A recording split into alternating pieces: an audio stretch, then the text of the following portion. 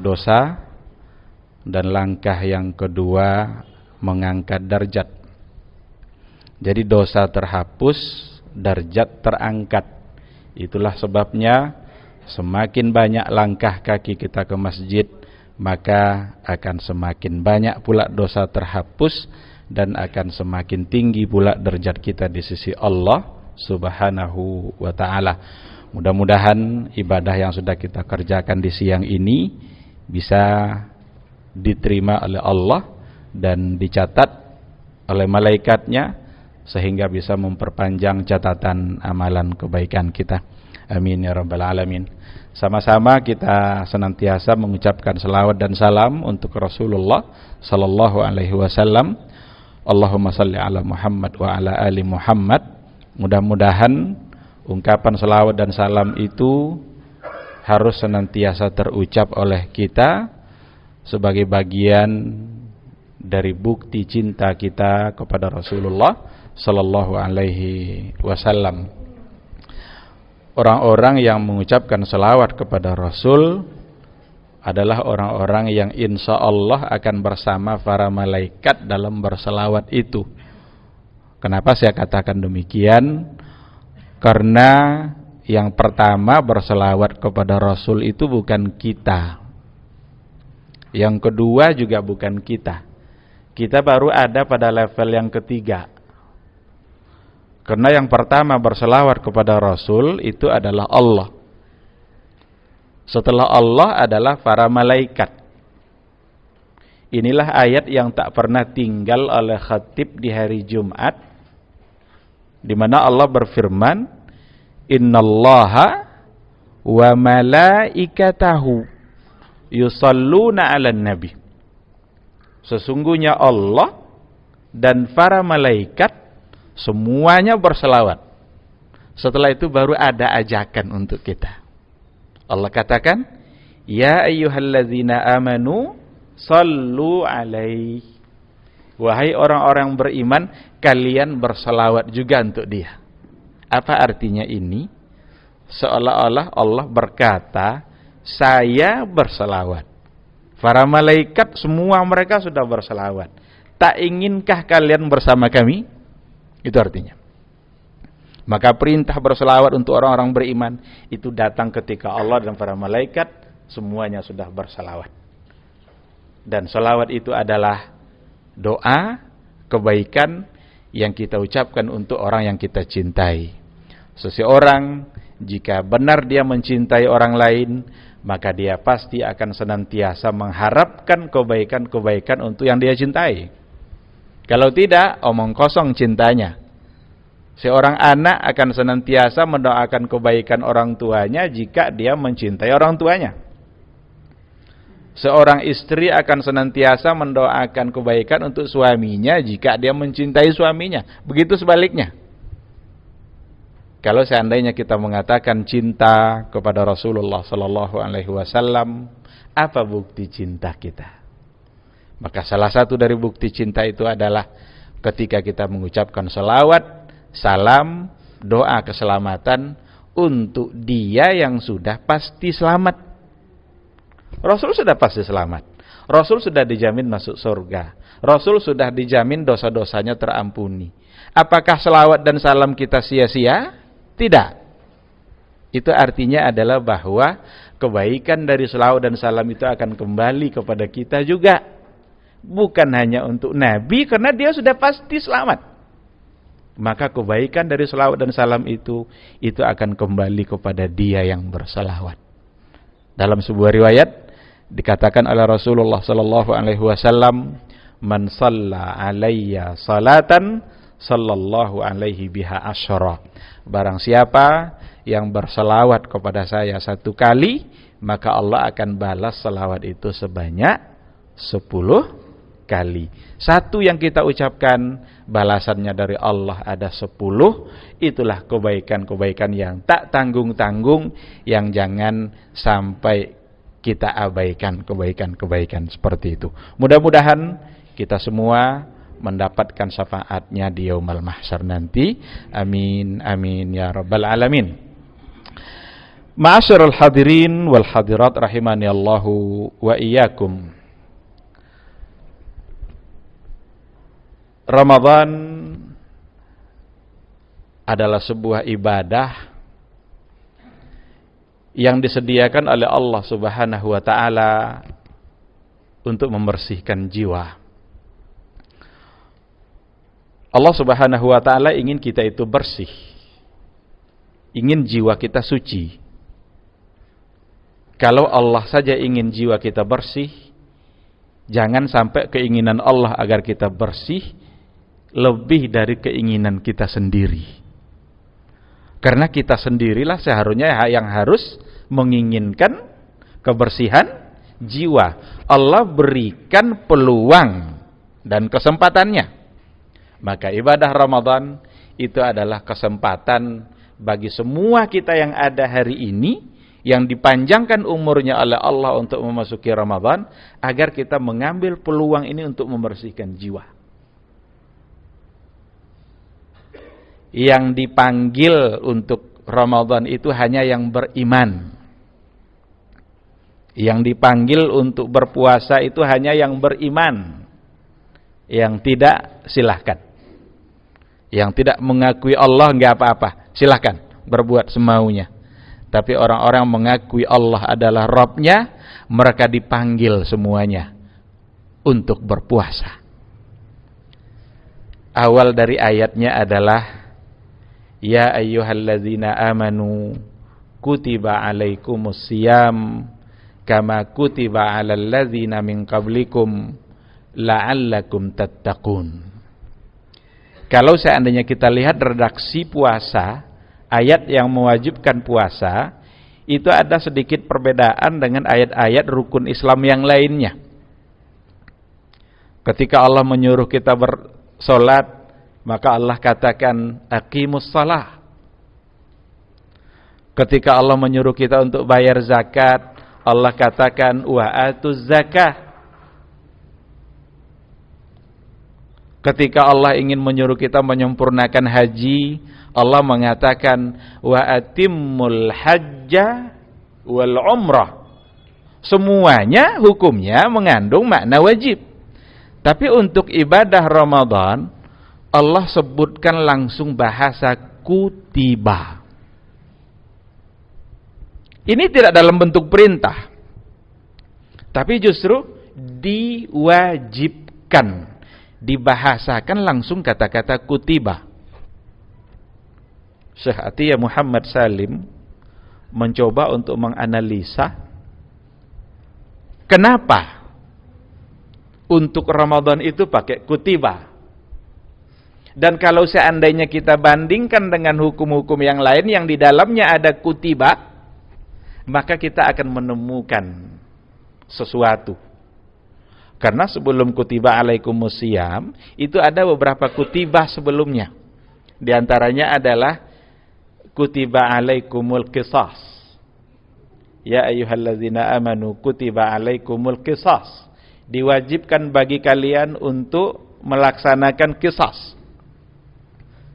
Ada lagi sebelumnya kutiba alaikum kutiba alaikum iza hadara ahadakumul mautu in taraka khairanil wasiyah.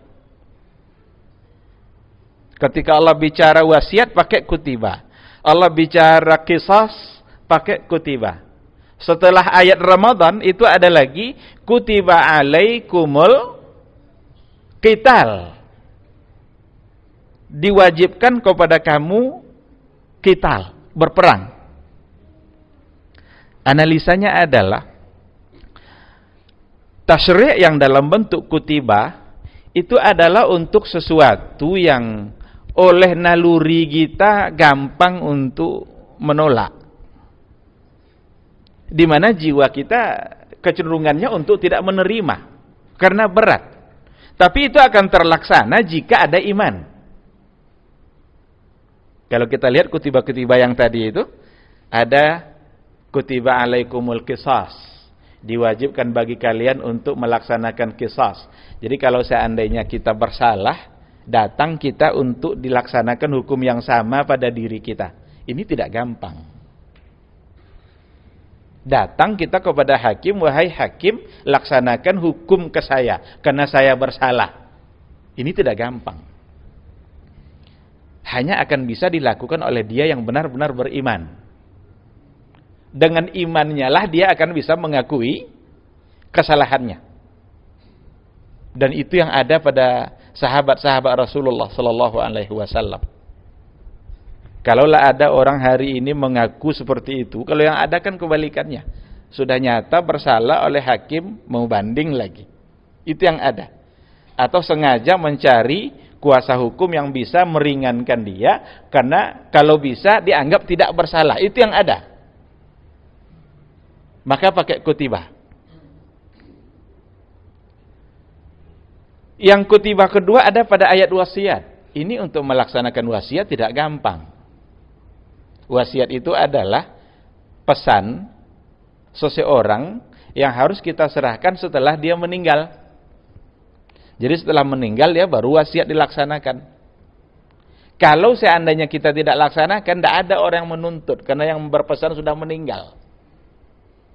Sehingga penekanan pada hukumnya ada dalam kata kutiba, diwajibkan, karena naluri kita begitu gampang untuk meninggalkannya. Tidak akan ada yang menuntut kita untuk tidak melaksanakan wasiat.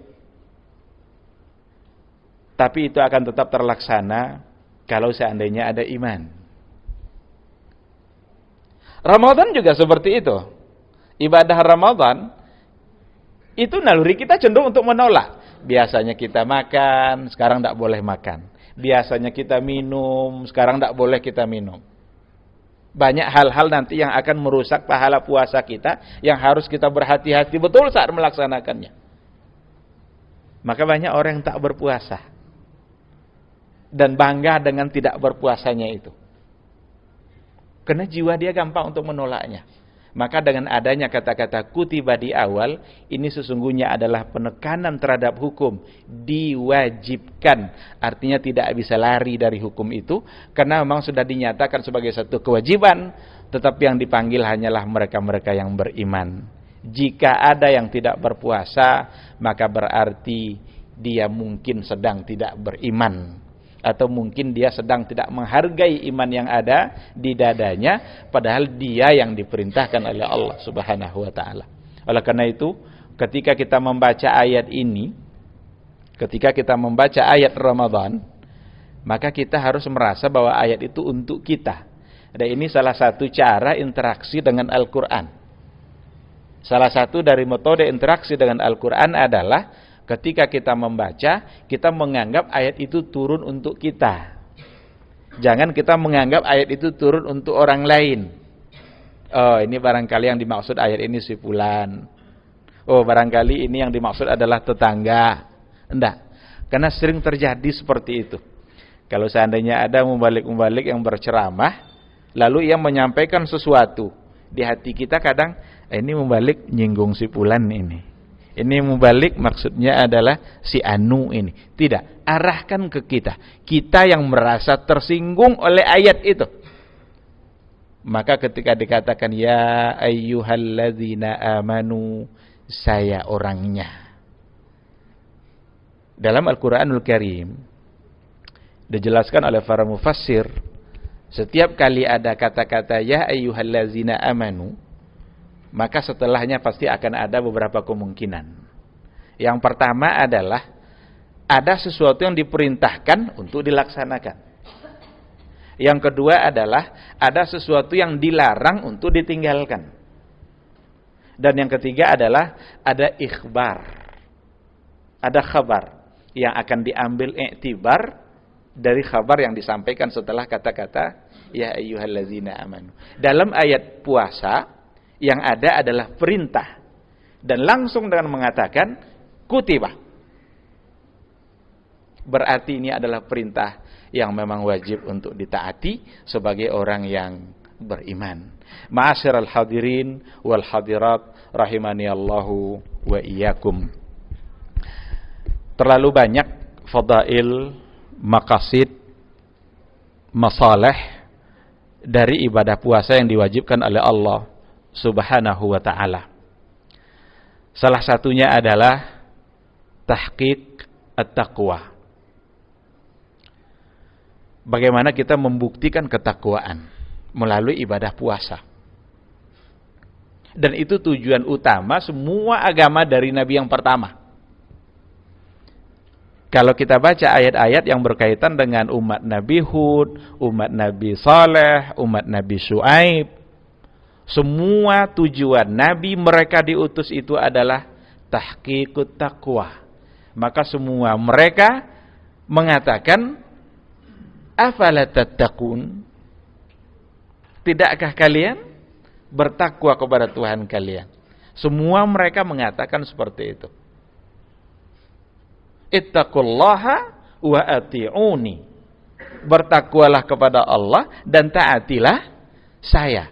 Maka tujuan Ramadan ini sesungguhnya adalah sama dengan tujuan diutusnya semua nabi, untuk membuktikan ketakwaan kita kepada Allah Subhanahu wa ta'ala. Sudah terlalu sering kita mendengarkan kata-kata takwa. Cuma saja sejauh mana pemahaman kita terhadap makna takwa. Takwa itu adalah al-wiqayah. Wiqayatun nafs min nar. Bagaimana kita melakukan sesuatu yang bisa menjaga diri kita dari api neraka. Maka ibadah Ramadan akan selalu membimbing kita untuk melakukan sesuatu yang membuat kita terjaga dari api nerakanya Allah Subhanahu wa ta'ala. Ibadah Ramadan itu harus mampu membimbing kita untuk seperti itu. Dan itu contohnya akan sangat banyak sekali. Contoh, kata Rasul dalam sebuah riwayat, ittaqun nara walau bisyaqqi tamrin.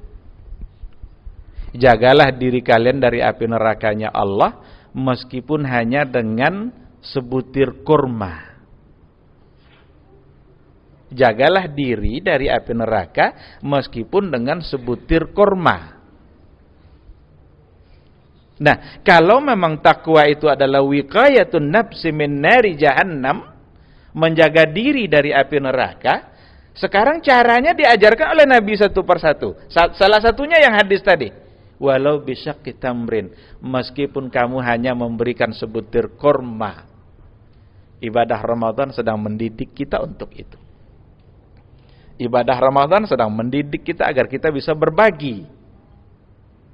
Meskipun yang kita bagi itu hanya sedikit. Karena di dalam agama yang dipandang bukan hanya besar, tapi yang dipandang adalah sebesar apa pengorbanan yang kita berikan dalam beribadah. Sebesar apa pengorbanannya, maka sebesar itu pula pahalanya. Walau bisyaqqi tamr. Apa artinya sebutir kurma? Mungkin tidak ada artinya.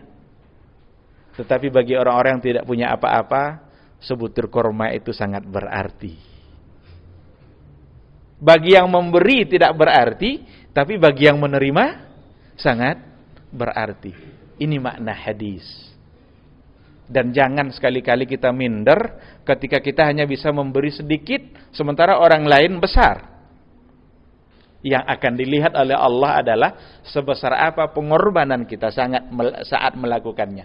Ada sebuah riwayat dikatakan oleh Rasulullah sallallahu alaihi wasallam, sabaqa dirhamun mi'ata dirham. Yang satu dirham bisa mengalahkan yang 100. Ini hadis ketika dianalisa oleh para muhaddis, kita menemukan sesuatu yang sangat menarik. Karena secara zahir, secara logika kita, kok satu dirham bisa mengalahkan yang 100? Dalam hitungan matematika kita, pasti yang 100 mengalahkan yang 1. Tapi hadis Nabi logikanya berbeda.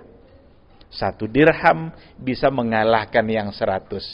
Ternyata, yang memberikan satu dirham, dia hanya punya 2. Kalau dia punya 2, lalu diberikan 1, berarti dia sedang menyumbangkan separuh dari hartanya. Sedangkan yang memberikan 50.000, 100.000, di rekeningnya ada 1 miliar. Apa pengorbanannya ketika memberikan 100.000 dibanding yang tersisa?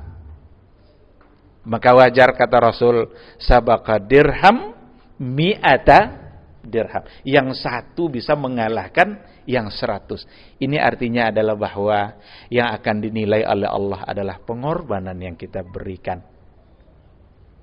Sejauh mana pengorbanan yang kita berikan, itulah yang akan dinilai sebagai ibadah oleh Allah Subhanahu wa taala. Ini tidak pula mengatakan bahwa yang 100 tadi tidak ada artinya.